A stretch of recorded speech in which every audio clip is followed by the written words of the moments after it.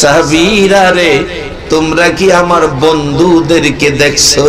সাহাবীরা বলেন, ইয়া রাসূলুল্লাহ, আপনার বন্ধু আমরা।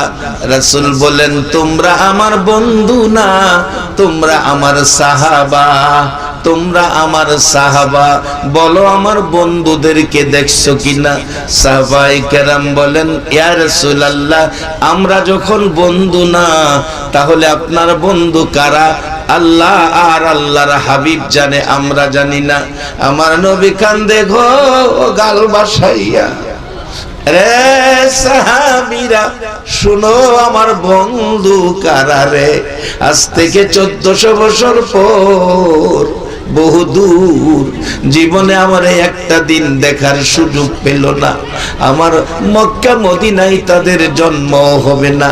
আমার কিছু পাগল উম্মতেরা রে, আমি নবীর কথা শোনার জন্য আরামের ঘর, বিছনা ঘর বাড়ি ছেড়ে মাঠে বসে থাকবে আমি নবীর কথা শোনার জন্য। সাহাবীরা রে, আমার দুঃখের কথাগুলো শুনলে ওহ আহ করবে, আবার কেউ কেউ চোখের পানি গাল বেয়ে ছেড়ে দিবে। আমার নবী এই কথা বলতে থাকলে সাহাবায়ে কেরাম আশ্চর্য হলেন, হুজুর তারা আপনাকে দেখবে না, দেখার সুযোগ পাবে না, কিন্তু আপনার কথা শুনবে, আর 1400 বছর পর বসে থাকবে আপনাকে না দেখে, আপনার ব্যথায় ব্যথিত হয়ে চোখের পানি ছাড়বে, দুঃখের কথা শুনলে উহ আহ করবে, চোখের পানি ছেড়ে দিবে। হুজুর আশ্চর্য হলাম, আপনার না দেখাই তারা এত পাগল হয়ে যাবে। হুজুর আশ্চর্য হলাম। আমার নবী বলেন, সাহাবীরা রে, আশ্চর্য হইও না, তোমরা সাক্ষী হও। আমি রাসূল বলে গেলাম রে, ওই মাঠের মেহমানরাই হবে আমি রাসূলের বন্ধু। সে হাদিসের বলে কয়, আপনারা সেই রাসূলের বন্ধু। আজকে সেই নবীর বন্ধু হয়ে আমরা দুইটা জিনিস দাবি করেছি। একটা হলো আল্লাহ যেন এই মাহফিলের উসিলায় জীবনের গুনাহগুলো মাফ করে দেয়, আর একটা যেন ইমাম হাসান হুসাইন সহ নবীজিকে ঘুমের ঘরে একটা রাত্রে স্বপ্নে দেখাইয়া দেয়। এই দুই দাবি আদায়ের লক্ষ্যে 1 ঘন্টা সময় দিতে আপনারা রাজি আছেন কিনা? আসুন আমি আলোচনায় ঢুকে যাই। মহব্বতে আরো কয়েক মর্তবা দরুদ শরীফ পড়ুন। আল্লাহুম্মা সাল্লি আলা সাইয়্যিদিনা মুহাম্মাদ, আল্লাহুম্মা সাল্লি আলা সাইয়্যিদিনা মুহাম্মাদ নাবি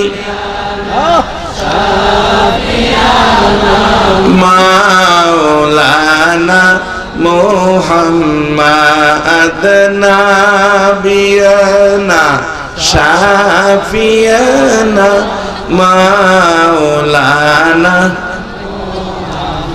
দিবানিশি মনে রে আমার আর দিও না যন্ত্রণা, দিবানিশি মনে রে আমার আর দিও না যন্ত্রণা।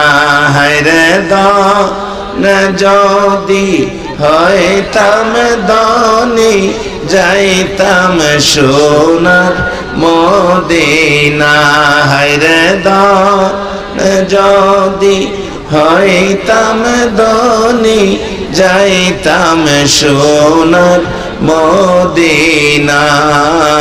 আল্লাহুম্মা সাল্লি আলা সাইয়্যিদিনা মুহাম্মাদ, বালাগাল উলা বিকামালিহি, কাশাফাত তুজা বিজামালিহি, হাসনাত জামিউ খিসালিহি, সাল্লু আলাইহি ওয়া আলিহি।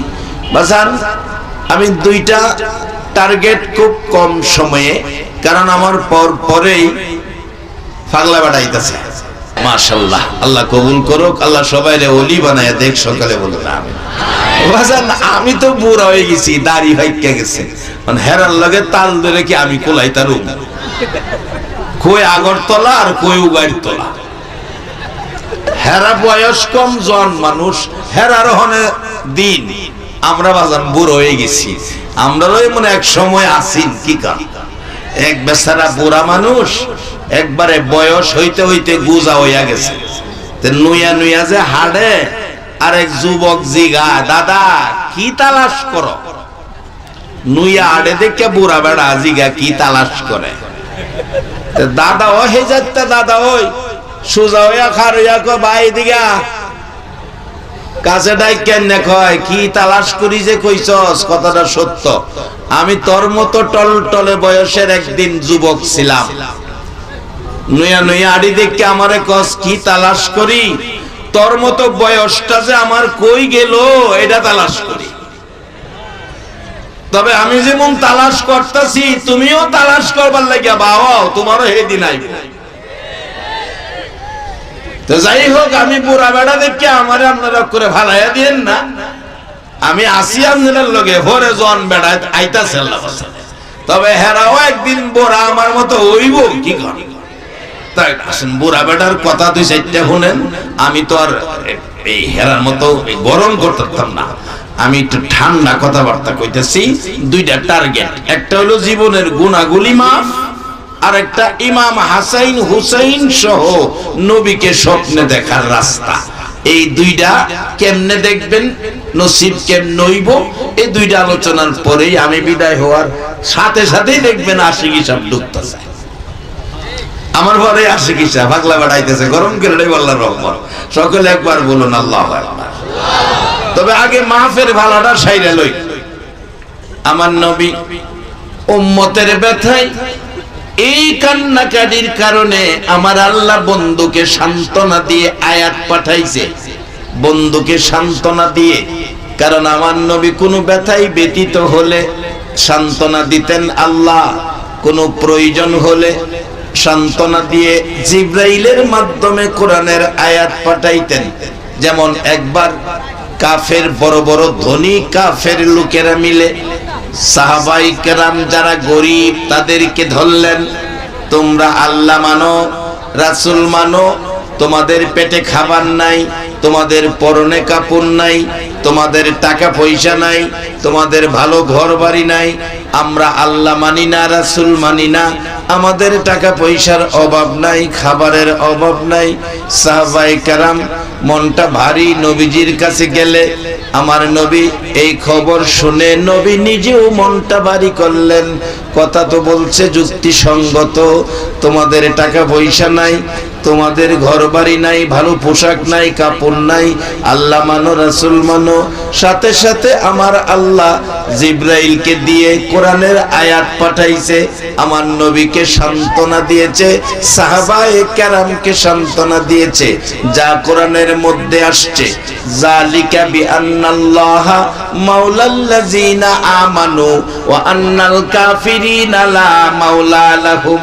ও নবী, আপনি বলে দেন আপনার পাগল উম্মতদেরকে, আপনার আশেক পাগলদেরকে বলে দেন, যালিকা বিআন্নাল্লাহা মাওলাল্লাযিনা আমানু ওয়া আন্নাল কাফিরিনা লা মাওলা লাহুম। ও নবী, যারা ঈমানদার, যারা মুসলমান, যারা আখিরি নবী পেয়েছে, যারা আপনার উম্মত হয়েছে, তাদের যদি মাল সম্পদ, টাকা পয়সা, ভালো জামা কাপড়, ভালো ঘর বাড়ি, ভালো খাবার যদি নাও থাকে গো নবী, আপনি বলে দেন আমি আল্লাহ তাদের জন্য রয়ে গেছি। আবার বলেছে ওয়া আন্নাল কাফিরিনা লা মাওলা লাহুম, যারা কাফের মুশরিক বেঈমান, তাদের ধন সম্পদ পৃথিবীর সমতুল্য হতে পারে, নবী গো জানায়া দেন আমি আল্লাহ তাদের জন্য নাই, আমি মাওলা তাদের নাই। কারণ মাওলা যার আছে, বাজান ওলির দরবারে আসছেন, ওলিদের কাছে এই সমস্ত খবরগুলো পাওয়া যায়। হাদিস শরীফে আসছে মাল্লাহুল মাওলা ফালাহুল কুল, মাওলারে যারা পাইছে দু জাহান তার হয়ে গেছে। সবাই একবার বলুন মারহাবা। বাবারে ভাইয়েরা, আমার নবী যখন উম্মতের ব্যথায় কান্ত গো, থাক বাবা সরায়েন না, এখন সরায়েন না, উম্মতের ব্যথায় যখন কাঁদতেন, আমার আল্লাহ উম্মতের সান্ত্বনা, আমার নবীর সান্ত্বনার জন্য কোরআনের আয়াত পাঠিয়ে দিলেন। কোরআনের আয়াত পাঠিয়ে দিলেন, কুলিয়া ইবাদিয়াল্লাযিনা আসরাফু আলা আনফুসিহিম লা তাকনাতু মির রাহমাতিল্লাহ ইন্নাল্লাহা ইয়াগফিরুয যুনুবা জামিআ ইন্নাহু হুয়াল গাফুরুর রহিম। ও নবী, আপনি জানিয়ে দেন, আমি আল্লাহ বলতেছি, কুলিয়া ইবাদিয়াল্লাযিনা আসরাফু আলা আনফুসিহিম। ও নবী, আমার বান্দারা গুনাহ করছে, গুনাহ করে আমারে ভয় পাইতেছে, আপনি নবী বলে দেন গুনাহ করলে করছে, গুনাহ করলে করছে। আপনি নবী বলে দেন, আল্লাহ নিজে কয় না, আমার নবীর দিয়ে কয়। আপনি নবী বলেন, প্রশ্ন আসতে পারে, আল্লাহ নিজে না বলে নবীরে দিয়া বলাই কেন? কিন্তু আমরা গুনাহ করি, আমরা তো উম্মতের ব্যথায় কান্দি না, কান্দে তো নবী আমাদের গুনার জন্য, উম্মতের ব্যথায়। বিদায় আমার আল্লাহ নবীকে সান্ত্বনা দেওয়ার জন্য, নবীকে সান্ত্বনা দেওয়ার জন্য ঘোষণা দিলেন। নবী গো, নবীকে বলতেছেন, ও নবী, আমার বান্দারা কি গুনাহ করেছে? অন্যায় অপরাধ করে আমারে ভয় পাইতেছে। নবী গো, আপনি বলে দেন তারা কত গুনাহ করছে। জমিনের উপরে আকাশের নিচে, জমিনের উপরে আকাশের নিচে রাখার মতো জায়গা নাই বন্ধু গো। এই পরিমাণ গুনাহ যদি করে থাকে, আমি আল্লাহ কথা দিলাম, লা তাকনাতু মির রাহমাতিল্লাহ, তারা যেন গুনাহ লয়া আমি আল্লাহর রহমত থেকে দূরে সরে না যায়। এই পরিমাণ গুনাহ যদি থাকে, আমি আল্লাহ কথা দিলাম, ইন্নাল্লাহা ইয়াগফিরুয যুনুবা জামিআ ইন্নাহু হুয়াল গাফুরুর রহিম। তোমার উম্মতের সবগুলো গুনাহ জমাইয়া আমি গাফুরুর রহিম খোদা সবাইকে মাফ করে দিব। এই মাফির ঘোষণাটা আজকে দেয় নাই গো বাবা, 1400 বছর আগে দিয়েছে। আর এই মাফির ঘোষণা কার্যকরী করার জন্য আমার নবীর জীবনী, শুধু নবী নয়, নবীর কলিজার টুকরা ইমাম হাসাইন আর হুসাইন পর্যন্ত আমার নবী বিলীন করে দিয়েছে। যার বাস্তব বাবা আমি শর্ট সময়ে কথাগুলো বলছি। আম্মা জান আয়েশা সিদ্দিকা রাদিয়াল্লাহু তাআলা আনহার ঘরে আমার নবী ঘুমিয়েছিলেন। রাত্র গভীর, জিবরাইল এসে ডাকে, হুজুর এইভাবে ঘুমিয়ে থাকবেন, উম্মতের ব্যথায় কি কাঁদবেন না? আমার নবী ঘুম থেকে উঠে উম্মতি উম্মতি বলে কাঁদতে কাঁদতে মদিনার শেষ প্রান্তে। একটা দিন পার হয়ে গেল, 2 দিন পার হয়ে গেল, 3 দিন যেদিন পার হয়ে যায় নবীর খবর পাওয়া যায় না। মদিনায় কারো চুলায় আগুন জ্বলে না, কারো দোকান খুলে না, কামকাজে কেউ যায় না। নবীর তালাশে বেরিয়ে গেলেন সবাই। মদিনার মহিলারা রে সেদিন শুধু নবী নবী বলে কান্দে। এমনকি মায়ের কোলের শিশুরা মার স্তনে মুখ লাগায় না।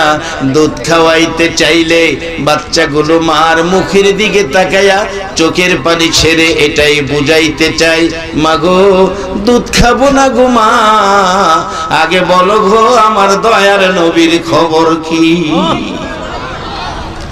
সেদিন 3 দিন পার হয়ে যায়, মদিনার শেষ প্রান্তে খবর পাইলেন আবু বকর ওমর। 2 জন সামনে যাইয়া ডাকে, ইয়া রাসূলুল্লাহ আর কত কাঁদবেন গো, আমাদের সব নেকি আপনার উম্মতের দিয়ে দিলাম, মাথা উঠান মদিনায় চলুন। আমার নবী আবু বকর ওমরের নেকি পাইয়াও মাথা উঠায় না। 2 জন পরামর্শ করে কিভাবে নবীকে মদিনায় নেওয়া যায়। ওমর বলেন, এরে আবু বকর, একটা পরামর্শ দিতে পারি, যা ব্যবহার করলে নবীকে মদিনায় নেওয়া যাবে। কি ব্যবহার করব? আবু বকর প্রশ্ন রাখলে ওমর ডাকে, আবু বকর রে আমি মসজিদে নববীর বারিন্দায় দেখেছিলাম আমার নবী বসা। কোত্থেকে যেন ইমাম হাসাইন আর হুসাইন দুই ভাই এসে নবীজির গলায় জড়িয়ে ধরে দুই গালে চুমায়া চুমায়া বলছে, না গো, আমরা দুই ভাইকে একটা ঘোড়া কিনা দাও, আমরা ঘোড়া দৌড়াবো। নানা বলছে, মার কাছে যাও। মার কাছে গিয়েছি, মার কাছে টাকা নাই। বাবার কাছে যাও, বাবার কাছে গিয়েছি, বাবার কাছে টাকা নাই। নানা তুমি একটা ঘোড়া কিনে দাও, মদিনার ছেলেরা ঘোড়া দৌড়ায়, আমরা দুই ভাই ঘোড়া দৌড়াবো। আমার নবী জবাব দিলেন, আমার কাছে ওর টাকা নাই। না, আমরা কি ঘোড়াতে উঠবো না? ঘোড়ার স্বাদ কি মিটবে না? হযরতে ওমর বলেন, আবু বকর, আমি দেখেছি রহমতের নবী আদরের নাতির মন খুশি করার জন্য মসজিদে নববীতে হামাগুড়ি দিয়েছে। দুই নাতিকে পিঠের মধ্যে বসাইয়া একবার দক্ষিণ দিকে যায়, আবার উত্তর দিকে যায়। দুই নাতি পিঠে লইয়া রহমতের নবী নাতিদের ঘোড়ার বসার স্বাদ মিঠাইয়া দেয়। আবু বকর, যে হাসাইন হুসাইন ডাক দিলে আমার নবী পিঠ মুবারকে বসাইয়া নাতিদেরকে ঘোড়ার স্বাদ মিঠায়। এ দুই ভাই যদি ডাক দেয় আমার নবী আর কাঁদবে না, মাথা উঠাবে। এখনো নবী 3 দিন 3 রাত পার হয়ে গেল, আপনার আমার মতো উম্মতের মায়ায় সেজদায় পড়ে কান্দে গো। নবীর খানা নাই, ঘুম নাই, গোসল নাই, শুধু আপনার আমার মতো উম্মতের মায়ায় নবী কাঁদতেছিল। একবার বলুন আল্লাহু আকবার। যেই নবী আপনার আমার মায়ায় 3 দিন 3 রাত ঘুম নাই, খাবার নাই, সেজদায় পড়ে কান্দে, এই নবীর ভালোবাসায় কিছু সময় দেওয়া। নবীর উম্মত হইয়া বলুন আমাদের দরকার আছে কিনা?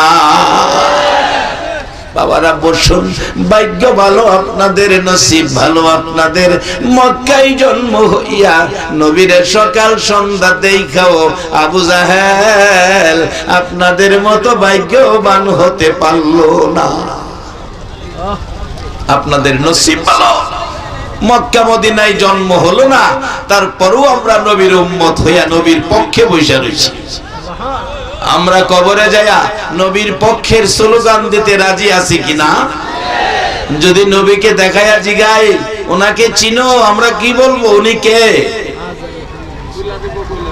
আমাদের নবীকে দেখাইলে আমরা কি চিনতে পারবো?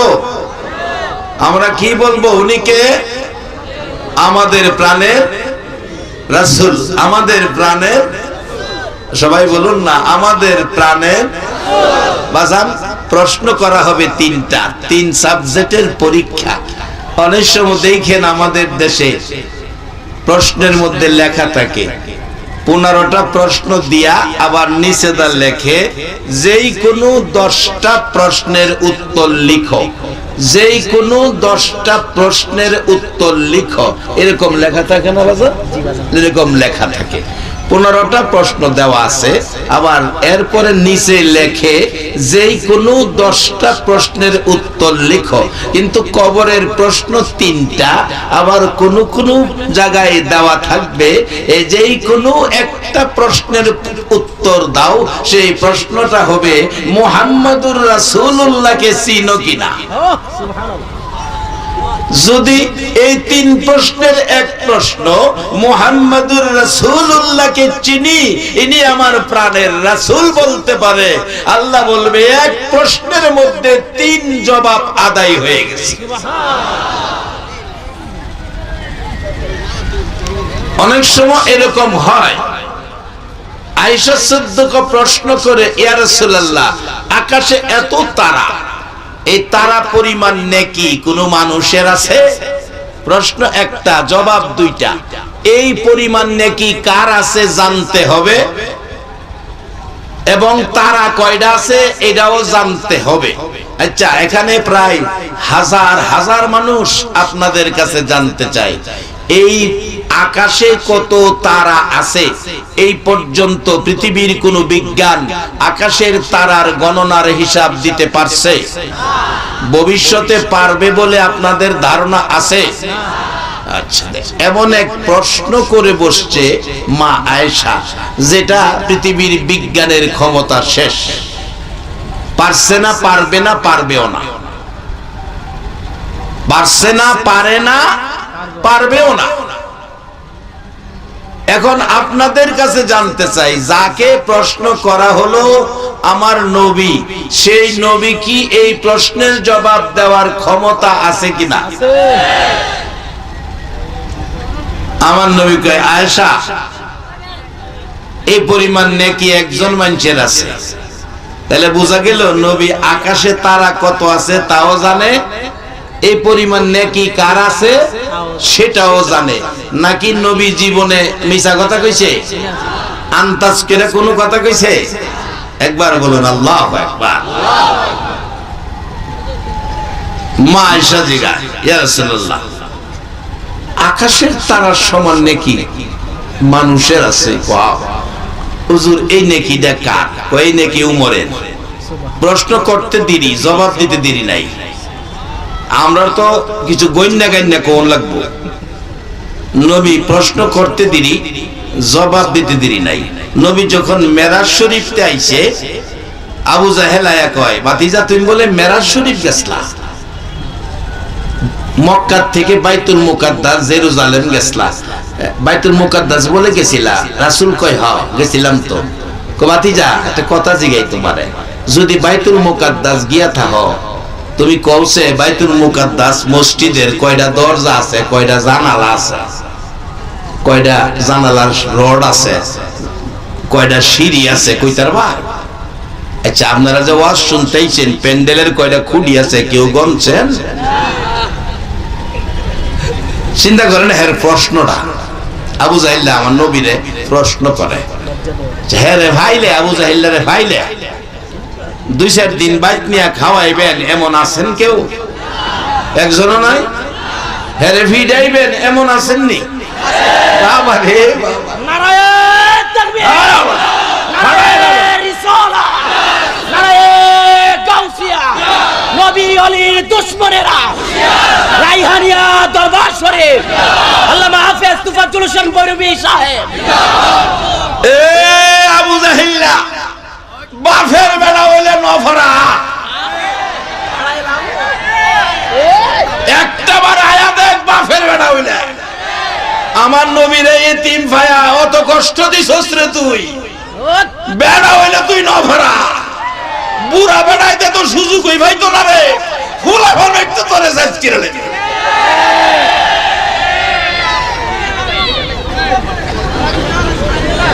আবু জাহিল্লারে সাইজ করতে আপনারা রাজি আছেন তো?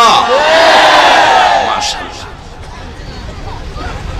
আল্লাহ কবুল করুক, সকলে বলুন আমিন। আবু জাহিল্লারে কিলাইলে নবী যা খুশি হইব, এর চেয়ে বেশি খুশি হইব কালকার থেকে যদি মিথ্যা কথা ছেড়ে দেয়। কি কি আমার নবী জীবনে মিথ্যা কথা কইছে? আমরা নবীর উম্মত হইয়া মিথ্যা কথা কোয়া ঠিক হবে? কালকাতে প্রমাণ করবেন মহল্লায় মহল্লায় আমরা আখেরি নবীর উম্মত, আমরা মার খাইতে রাজি, না খায়া থাকতে রাজি, কিন্তু আমরা নবীর আদর্শ বাস্তবায়ন করব। আমরা কোনোদিন মিথ্যা কথা বলবো না।